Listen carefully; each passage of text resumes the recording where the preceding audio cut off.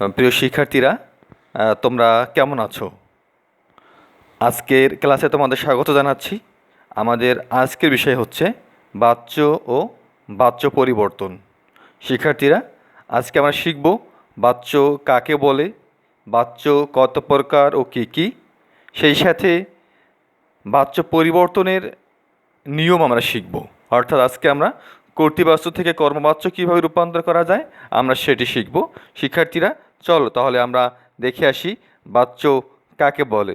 যদি আমরা শিক্ষার্থীরা প্রথমেই বাচ্যের সংজ্ঞা দেই, তাহলে আমরা বলবো এভাবে যে বাক্যের বিভিন্ন ধরনের প্রকাশভঙ্গিকে বাচ্য বলে। আমরা কি বলছি দেখো, যে বাক্যের বিভিন্ন ধরনের প্রকাশভঙ্গিকে বাচ্য বলে। অর্থাৎ আমরা কখনো বা বাক্য বলার সময় কখনো কর্তার উপর, কখনো কর্মের উপর জোর দেওয়া হয়, কিংবা কখনো কখনো ক্রিয়ায় কর্মের কাজ করে বা ক্রিয়ায় কর্তৃস্থানীয় হয়ে ওঠে, সেভাবেই তাদের নামকরণ করা হয়। তোমরা বাচ্য ইংরেজিতে অনেক নিচের ক্লাস থেকে শিখে আসতেছো। অর্থাৎ বাচ্চের ইংরেজিকে আমরা কী বলি, এটি হচ্ছে আমার ভয়েস। শিক্ষার্থী, আমরা কী বলি, এটি হচ্ছে আমাদের ভয়েস। অর্থাৎ তোমরা শিখে এসেছো যে ভয়েস চেঞ্জ বলতে তোমরা বুঝো এক বাক্যেই অ্যাক্টিভ ভয়েস এবং প্যাসিভ ভয়েস। এখানেও ঠিক মূলত শিক্ষার্থীরা তেমনই, যে অ্যাক্টিভ ভয়েস এবং প্যাসিভ ভয়েস। তাহলে আমরা শিক্ষার্থীরা কি বললাম, যে বাচ্য, দেখো তোমাদের এখানে দেখা যাচ্ছে আমরা বাচ্যকে 4টি শ্রেণীতে ভাগ করেছি: কর্তৃবাচ্য, কর্মবাচ্য, ভাববাচ্য এবং কর্ম কর্তৃবাচ্য। কিন্তু আমাদের যে বই, সেই বইয়ে দেওয়া আছে যে বাচ্য 3 প্রকার। কয় প্রকার দেওয়া আছে শিক্ষার্থীরা? দেওয়া আছে যে বাচ্য 3 প্রকার। দেওয়া আছে বাচ্য 3 প্রকার। কী কী 3 প্রকার দেওয়া আছে? কর্তৃবাচ্য, কর্মবাচ্য এবং ভাববাচ্য। এই কর্মকর্তৃবাচ্য কিন্তু আমাদের বইয়ে দেয়া নেই। অর্থাৎ নবম দশম শ্রেণীর যে ব্যাকরণ বইটি আছে, সেই বইটিতে কিন্তু কি নেই? কর্মকর্তৃবাচ্য নেই। কিন্তু অন্যান্য অনেক ব্যাকরণ বই দেওয়া আছে যে বাচ্য 4 প্রকার। তাহলে তোমরা আপাতত কিন্তু তোমরা 3টাই শিখে রাখবে। বাচ্য 3 প্রকার। কি কি? কর্তৃবাচ্য, কর্মবাচ্য এবং ভাববাচ্য। কি করা হয়? কর্তৃবাচ্যে কর্তা ক্রিয়াকে অনুসরণ করে। আমরা কি বললাম? কর্তৃবাচ্যে ক্রিয়া কর্তাকে অনুসরণ করে। যেমন হচ্ছে আমি স্কুলে যাই। আমি কি বললাম? আমি স্কুলে যাই। দেখো, যাইয়ের সঙ্গে আমি সম্পর্ক। আবার যদি বলি সে স্কুলে যায়, দেখো সে যখন এখানে পার্সন চেঞ্জ, তখন কিন্তু এখানে আসছে কি? শেষে আসছে অন্তস্থ অ। অর্থাৎ ভার্ব যখন চেঞ্জ হবে তখন কি হবে? পার্সনও চেঞ্জ হবে। এই ভার্বের সাথে পার্সনের একটি অঙ্গাঙ্গী সম্পর্ক। আবার কর্মবাচ্যে কি করা হয়? কর্মবাচ্যে কর্মটাকেই প্রাধান্য দেওয়া হয়। এখানে কর্মকেই প্রাধান্য দিয়ে কি করা হয়? কর্মকেই প্রাধান্য দিয়ে বাচ্য বলা করা হয়। ভাববাচ্য, ভাববাচ্যের সঙ্গে আমরা কি বলি? যে বাচ্চে কর্ম থাকে না এবং ক্রিয়াপদ নাম পুরুষের হয়, তাকে বলা হয় ভাববাচ্য। আরেকটি হচ্ছে কর্ম কর্তৃবাচ্য। শিক্ষার্থীরা, কর্ম কর্তৃবাচ্যের বৈশিষ্ট্য হচ্ছে, দেখো তোমরা, যে এই কর্ম কর্তৃবাচ্য শিক্ষার্থীরা, এই কর্ম কর্তৃবাচ্যের কি হয় না? কর্ম কর্তৃবাচ্যের বাচ্য পরিবর্তন কিন্তু আমরা কি বলছি? বাচ্য পরিবর্তন হয় না। বাচ্য পরিবর্তন হয় না শিক্ষার্থীরা। তোমরা দেখে নিও, এটা হচ্ছে কর্ম কর্তৃবাচ্যের বাচ্য পরিবর্তন হয় না। এটার বাচ্য পরিবর্তন কি বলছি আমরা? যেটা বাচ্য পরিবর্তন হয় না।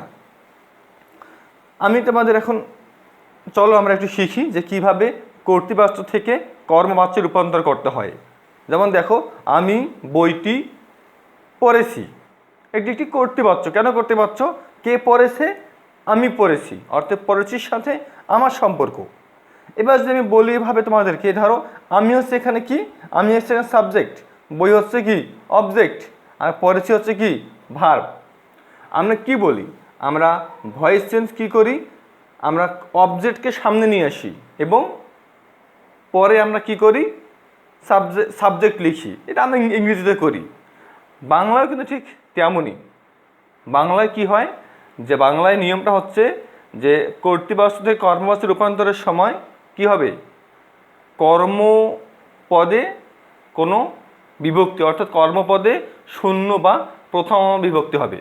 আমি কি বললাম, যদি আমরা কর্তৃবাচ্য থেকে কর্মবাচ্যে রূপান্তর করি শিক্ষার্থীরা, কি করব আমরা কর্তৃবাচ্য থেকে আমাদের কর্মবাচ্যে রূপান্তর করি।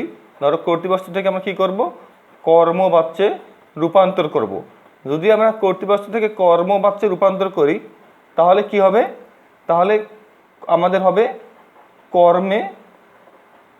কর্মে কি প্রথমা, কি হবে আমাদের কর্মে প্রথমা অবলিক কি হয়, শূন্য বিভক্তি হয়। এবং কি হয়, কর্তায় কি হয়, দ্বারা দিয়া কর্তৃক তৃতীয় বিভক্তি হয়। কর্তায় হয় দ্বারা দিয়া, এরকম কর্তৃক এরকম হয়। তাহলে আমি কি বলি, যদি আমি বইটি পড়েছি তাহলে এটা কী হয় দেখো, আমরা প্রথমে, আমার বই হচ্ছে অবজেক্ট, আমি প্রথমে নিয়ে আসলাম বই, কী হবে বইটি দেখো এখানে কিন্তু কোনো বিভক্তি নেই, অর্থাৎ এখানে প্রথম আবার শূন্য বিভক্তি আছে। সাবজেক্ট কি, আমি, তাহলে বইটি, আমিটা কি হয়ে যাবে, এখানে হবে আমাকে। বইটি দেখো আমাকে, তাহলে তৃতীয় বিভক্তি হবে দ্বারা দিয়া কর্তৃক। বইটি আমাকে দিয়ে কি হচ্ছে, পড়ানো হচ্ছে। এই পড়ানো হচ্ছে তোমরা কীভাবে কি করবে, তোমরা দেখবে যে এই আমাকে সঙ্গে ক্রিয়াপদ কি ম্যাচ করে, আমাকে সঙ্গে কোন ক্রিয়াপদ যায় সেটি হচ্ছে আমার তোমাকে মিলাতে হবে। তাহলে কি দেখো, বইটি আমাকে দিয়ে পড়ানো হচ্ছে, এটি হচ্ছে আমার কর্ম, অর্থাৎ কর্তৃবাচ্য থেকে কর্মবাচ্যে রূপান্তর। আর একটা নিচে আছে দেখো, যে বিদ্যানকে সকলেই আদর করে। বিদ্যান এখানে কি, বিদ্যান হচ্ছে আমার এখানে অবজেক্ট, সকলে আদর করে সাবজেক্ট, এটি হচ্ছে আমার ভার্ব। যদি এরকম হয় তাহলে কী হবে, আমরা কি বলছি যে কর্তৃবাচ্য থেকে কর্মবাচ্য রূপান্তরের সময় কি হবে, কর্মপদের সঙ্গে কোনো কি থাকবে না, কোনো বিভক্তি থাকবে না, অর্থাৎ যেখানে শূন্য বা প্রথম বিভক্তি হবে। তার মানে এভাবে বলতে পারি যে বিদ্যান, যদি কে আছে আমরা একটু তুলে দিলাম, বিদ্যান সকলে এখানে আছে, দেখো তোমরা কি লিখবে, বিদ্যান সকলের, এখানে কি হবে সকলের, তৃতীয় বিভক্তি হবে কি দ্বারা, যে বিদ্যান সকলের দ্বারা, আদরটা হবে কি আদৃত, বিদ্যান সকলের দ্বারা আদৃত হন। তো শিক্ষার্থীরা যদি এমন হতো যে সকলেই বিদ্যানকে আদর করে, সাবজেক্টটা সামনে চলে আসতো, তাহলে আমাদের সেভাবে আমরা এটিও করতাম যে বিদ্যান কি করে, বিদ্যান সকলের দ্বারা আদৃত হন। সেরকম শিক্ষার্থীরা আছে যে মুবারক পুস্তক পাঠ করছে, যদি আমরা এভাবে বলি তাহলে কী হবে, পুস্তক মুবারক কর্তৃক পঠিত হচ্ছে। আবার যদি আমরা এটাও বলতাম যে মুবারক কর্তৃক পুস্তক পঠিত হচ্ছে, তবুও ঠিক হয়ে যেত শিক্ষার্থীরা। আমাদেরকে যদি আমরা শিক্ষার্থীরা তোমাদেরকে উদাহরণ দিই, যে উদাহরণটা আমি তোমাদেরকে বললাম যে মুবারক পুস্তক পাঠ করছে, তাহলে আমাদের এই উদাহরণটা যে আমরা এভাবেই দিই তাহলে তোমরা সহজেই শিখতে পারবে। সেটি হচ্ছে এরকম শিক্ষার্থীরা, তোমরা একটু দেখে নাও তোমাদের এই উদাহরণটি। সেটি হচ্ছে দেখো এখানে দেখো মুবারক পুস্তক পাঠ করছে, যদি আমি এভাবে বলি যে পুস্তক, কীভাবে আমি বললাম, যেহেতু অবজেক্ট এইটা তাহলে আমি অবজেক্টের সামনে দিলাম পুস্তক, এখানে শূন্য বা প্রথম বিভক্তি, পুস্তক মুবারক, পুস্তক কী হবে দেখো, পুস্তক মুবারক কর্তৃক, পুস্তক মুবারক কর্তৃক কী হচ্ছে, পঠিত হচ্ছে শিক্ষার্থীরা, পঠিত হচ্ছে, তবু রাইট। আবার যে এমন করি আমি যে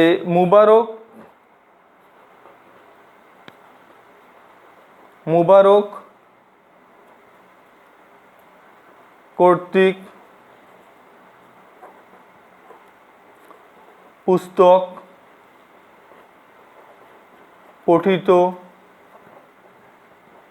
হচ্ছে, তবু রাইট। দেখো এখানে কি আমরা কি বলছি, আমাদের নিয়ম হচ্ছে যে কর্তৃবাচ্য থেকে কর্মবাচ্য রূপান্তরের সময় কি হবে, অবজেক্টের সঙ্গে প্রথম আবার শূন্য বিভক্তি হবে, পুস্তক ঠিক আছে, কোনো এখানে একই। আবার দেখো আমরা কি বলছি যে সাবজেক্টের সাথে কি হয়, দ্বারা দিয়ে কর্তৃক হয়। দেখো এখানে মুবারক কর্তৃক, মুবারক কর্তৃক, তার মানে হচ্ছে আমাদের নিয়ম ঠিক আছে। অতএব আমরা এই বাক্যটির বাচ্য পরিবর্তন দুইভাবেই করতে পারি। এভাবে ঠিক করা যায়, এভাবে দস্যু দল গৃহটি লুণ্ঠন করেছে, এভাবে আসতে পারে গৃহটি দস্যু দল কর্তৃক লুণ্ঠিত হয়েছে। আমরা কি বলতে পারি এভাবে, যে গৃহটি দেখো শিক্ষার্থীরা, যে গৃহটি দস্যু দল কর্তৃক লুণ্ঠিত